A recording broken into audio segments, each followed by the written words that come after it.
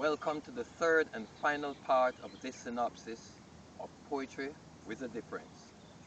Here I'll conclude my advocacy of an oral presentation of poetry as being its most penetrative, persuasive, and effective form. However, I'll start on the note on which I ended part 2 of this synopsis, and that was with my demolition of that thing called image.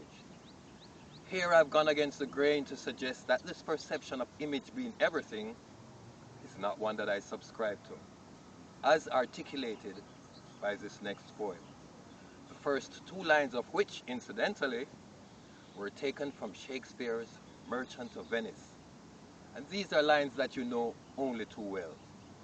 They are lines that say, and I quote, "All that glitters is not gold. Often have you heard this told." End quote.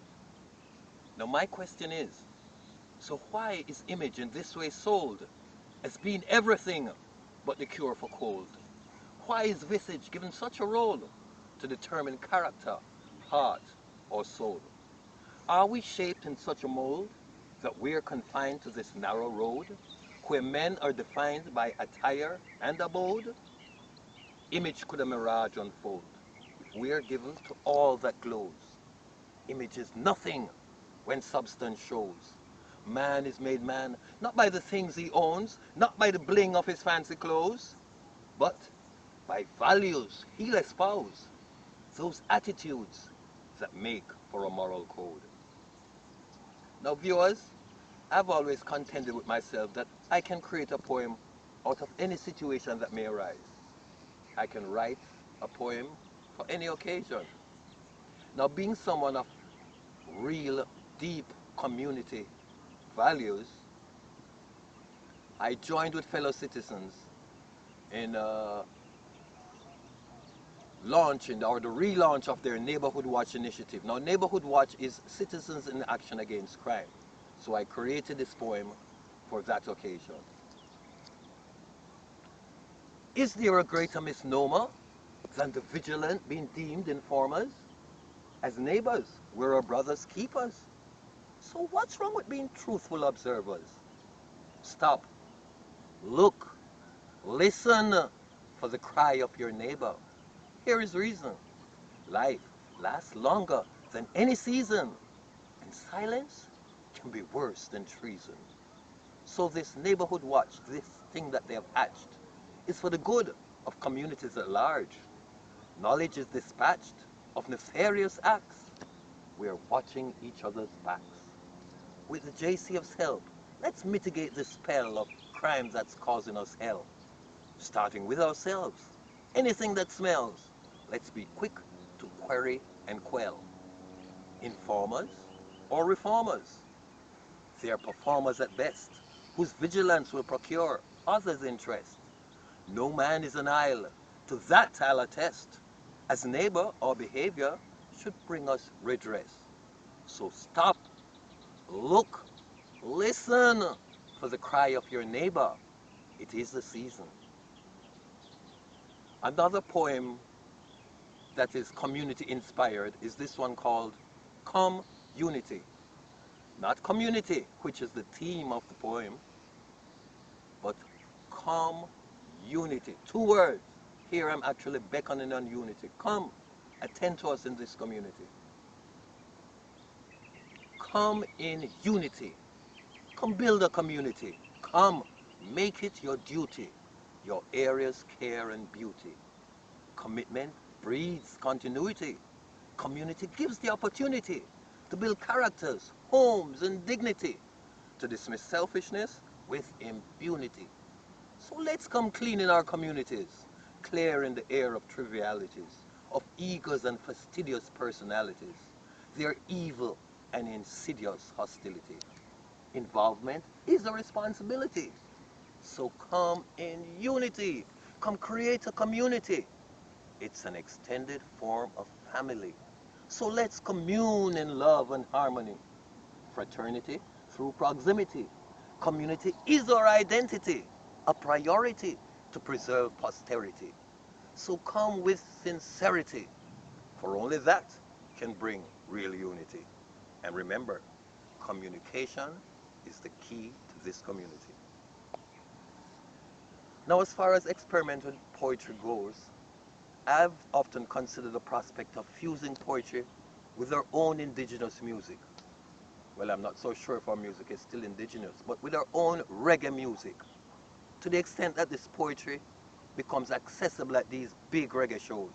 I mean, you could have poetry for an hour or so at the start of these shows. Maybe further down, when there are band changes, but I wouldn't go so far. Let's say for the start of each show. Couldn't we do that? But of significance would be the content of this poetry. Yes, the poetry would have to be positive, but if we could get poetry that speak of this fusion between poetry as it relates to music and vice versa. An example of this is this. Music and poetry. You know them are family. Ask Louis Bennett, ask Bob Marley. Jamaican culture in a harmony. From Claude McKay to Muta Baruka. We have poets from the past, poets for the future. Poets who will last longer than the computer by the thoughts they advance, thoughts that are crucial, ones that will enhance our music and culture. Now, another fusion being sought is a fusion of languages. Because most of my poems are done in standard English, I've often contemplated fusing it with our own Jamaican vernacular, our own Jamaican patois. But there's a strategy that I've employed that would assist in this fusion, and it's called the strategy of context. I believe that if words are used in certain contexts, it will make the meanings more readily understood. And this is what I tried for in this experimental poetry. Poetry and music. Which one? Choose it. Hope you know if you use it. So nobody chew it like a chew stick or swing it like a broomstick. No abuse it or misuse it. The essence of life, don't lose it. Use it to uplift as a motive, as a stream we need to flow with, as a dream we want to grow with, is a thing the youth will notice. Poetry and music, which one? Choose it. Hope you know if you use it. You see, with truth you have to fuse it. Education would also suit it. Meditation alone can't do this. With positive poetry and music, peace of mind is no longer elusive. Peruse it so they don't dispute it, yet alone refute it. In truth, they will salute it. Positive poetry and music. If it's otherwise, then refuse it. You can't compromise when you're choosing your poetry or your music. To a better life, it's conducive. This appetite for poetry and music, a sacrifice worn like a tunic to sensitize and curb the unruly. So don't confuse it with the abusive, some lyrics that's inconclusive, that speak about people loosely. With lyrics, you have to be choosy. It's not just rhythm and blues. It's not like going to the movies. You shouldn't try to batter or bruise it. Positive poetry and music, may I beg you now, come, we produce it. Poetry and music, which one? Choose it. Hope you know if you use it. With truth, you have to fuse it. And I told you, education would also suit it. Don't undo it or excuse it or to a certain level reduce it. Spruce it, make it lucid with lyrics that show true grit. It's not exclusive, so use it so that one and all can prove this, that poetry and music, cathartic, terrific, therapeutic.